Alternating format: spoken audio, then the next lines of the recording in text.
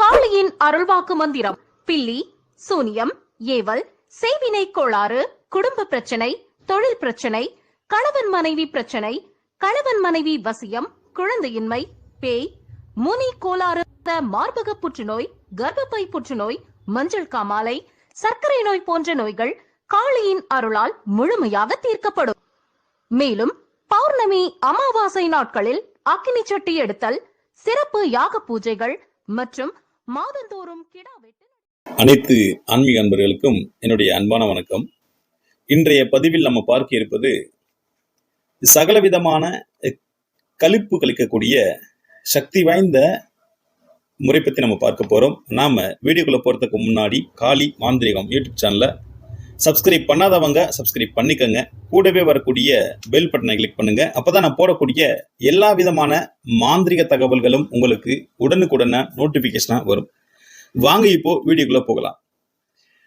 சகல விதமான கழிப்பு அப்படிங்கிறது எதற்காக இந்த மாதிரியான யந்திர முறைகள் மந்திர முறைகள் பயன்படுத்தணும் அப்படின்னாக்க, ஒருவருக்கு இருக்கக்கூடிய, அதாவது மாந்திரிகத்தால் பாதிக்கப்பட்டிருந்தாலும் சரி அல்லது வேறு ஏதாவது ஒரு முறைகளில் அவர்களுக்கு அமானுஷ்ய விஷயங்கள்னால ஏற்படக்கூடிய அனைத்து விதமான பிரச்சனைகளுக்கும் இது போன்ற கழிப்பு முறை, அதாவது கழிப்பு கழிக்கக்கூடிய யந்திர முறைகளை பயன்படுத்தி அவர்களுக்கு விபூதியோ அல்லது இந்த தாயத்தோ போட்டோம் அப்படின்னாக்க அவங்களுக்கு முழுமையாக சரியாகக்கூடிய வாய்ப்புகள் உண்டு. ஒரு சிலர்லாம் பார்த்தீங்கன்னாக்க ஏதோ ஒரு பேய் பிடிச்சிருக்கு, அல்லது அவங்களுக்கு ஏதோ ஒரு செய்வினை கோளாறு இருக்கு, அல்லது ஏதோ ஒரு பிரச்சனை அமானுஷ்யத்தால ஏற்பட்ட ஒரு பிரச்சனைகள் இருக்கு அப்படின்னாக்க அவங்களுக்கு ஒரு சில பூஜை முறைகள் செய்வாங்க. அந்த பூஜை முறைகளை சரியாகாது.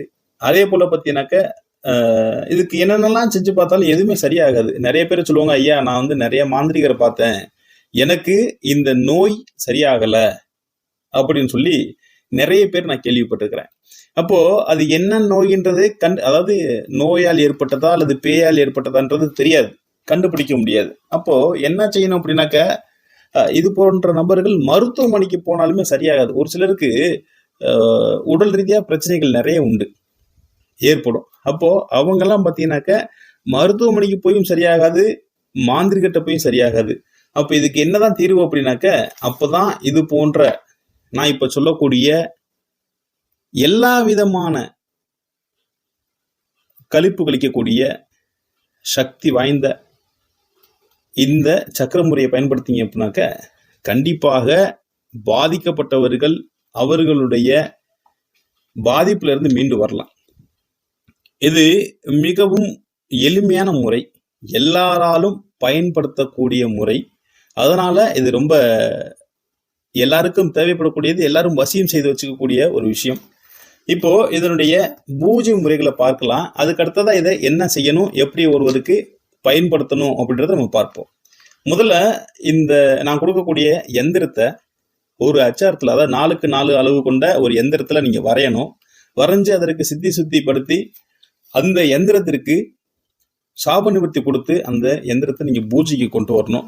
பூஜை செய்யக்கூடிய நாள் பௌர்ணமி நாட்கள்ல பண்ணணும். அமாவாசை அல்லது பௌர்ணமி நாட்கள்ல பண்ணலாம். பௌர்ணமி நாட்கள்ல பண்றது மிகவும் சிறப்பு. அதனால பௌர்ணமியில நீங்க ஆரம்பிக்கிறது ரொம்ப சந்தோஷமான ஒரு நாள். அது மட்டும் இல்ல, இதற்கு கூட என்ன செய்யணும் அப்படின்னாக்கா, இந்த பூஜை ஆரம்பிக்கக்கூடிய நாட்கள்ல இதற்கு என்ன வேணும் அப்படின்னா, அவல் பொறி, கடலை, பத்தி, சுடம், சாம்பிராணி, அது அப்புறம் பார்த்தீங்கன்னா அந்த இடத்துல வாசனை திரவியங்களா இருக்கணும். வாசனை திரவியங்களால தெளிச்சுட்டு அந்த இடத்துல பொதுவாகவே பூஜை செய்யக்கூடிய இடங்கள் எல்லாமே வாசம் நிறைந்த பகுதியாக இருந்தால் மட்டுமே தான் நீங்க எந்த தேவதையை கொண்டு வசியம் செய்றீங்களோ அந்த தேவதை உங்களுக்கு மிக விரைவிலே வசியமாகும். அதனால நீங்க பூஜை செய்யும் பொழுது அந்த இடத்த நீட்டா ரொம்ப சுத்தமா அந்த இடத்துல சாணி மொழுகி, ஜவ்வாது தெளிச்சு, அத்தர் தெளிச்சு, அந்த இடத்துல ஒரு மறிக்குழந்து சென்று தெளிச்சிங்கனாக்க இன்னும் வாசமாக இருக்கும். அதெல்லாம் தெளிச்சு விட்டு இந்த பூஜை நீங்கள் ஆரம்பிக்கணும். இதற்கு பெரிய படையல் பொருளும் கிடையாது. சும்மா பத்தி, சூடம், சாம்பிராணி இதெல்லாம் வச்சு வாழைப்பழம் மட்டும் வச்சாலே போதும். ஒரே கொஞ்சம் செவ்வரளி வச்சு நீங்கள் இந்த மந்திரம் கொடுக்கும்போது என்ன செய்யணும் அப்படின்னாக்கா, ஒரு பூவால் அர்ச்சனை செய்யணும். ஒரு மந்திரத்திற்கு ஒரு பூ அப்படின்ற முறையில் நீங்கள் அர்ச்சனை செய்யணும். இது ஒரு 3 நாள் மட்டும் பண்ணனாலே போதும்.